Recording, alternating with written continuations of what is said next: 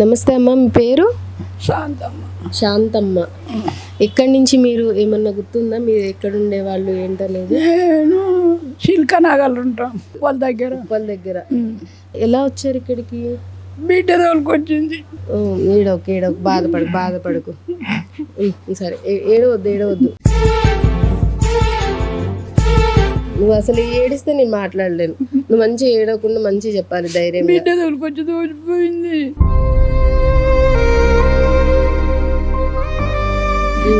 తలకు దెబ్బ తగిలింది. ఎలా తగిలింది తలకి దెబ్బ? పడ్డా.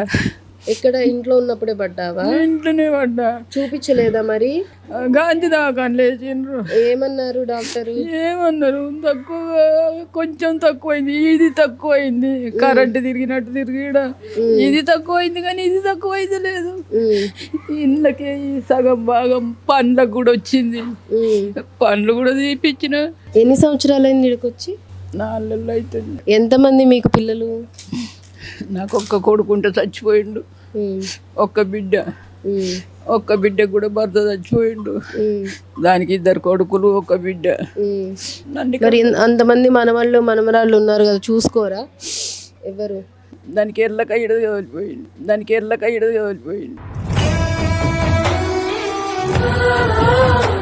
మరి ఇక్కడ సార్ వాళ్ళు బాగా చూసుకుంటున్నారా? మంచిగా బాగానే చూసుకుంటారు.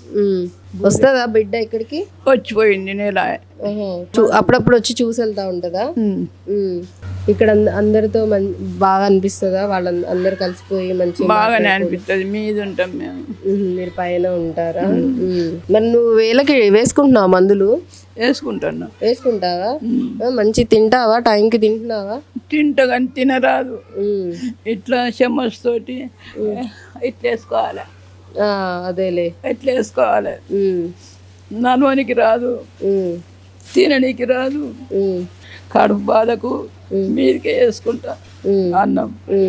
మాట్లాడడానికి కూడా అవి మాటలు రావట్లేదు. ఎంత కష్టం ఉన్నా ఏమున్నా మన వాళ్ళని మనతో పెట్టుకొని చూసుకోవాలి. కానీ అంటే వాళ్ళ పరిస్థితులు ఏమున్నాయి అనేది నాకు తెలియదు. బట్ కానీ ఆమె బాధ అంతా కూడా బిడ్డ ఇక్కడ పెట్టేసి వెళ్ళిపోయింది. తీసుకెళ్ళిపోతానంటే వెళ్ళిపోతాను, తీసుకెళ్ళట్లేదని చెప్పి ఆవిడ బాధపడుతుంది. ఆమె బిడ్డతో ఉండాలనేది ఆమె కోరిక. కానీ వాళ్ళేమో చూసుకోకుండా వదిలేయడంతో ఇక్కడికి వచ్చి ఈవిడ ఉండాల్సి వస్తుంది అనమాట. ఇలాంటి సిచ్యువేషన్స్ ఏ పేరెంట్స్కి రాకూడదు. దయచేసి మీ పేరెంట్స్ని కష్టమో నష్టమో నిష్ఠూరమో వాళ్ళని మీతోనే ఉంచుకోండి. గంజితో పెట్టినా, కారం వేసి పెట్టినా మీరు చూసుకుంటే చాలు. మిమ్మల్ని చూసుకుంటూనే వాళ్ళు ఉన్నంతకాలం మనశ్శాంతిగా ఉంటారు.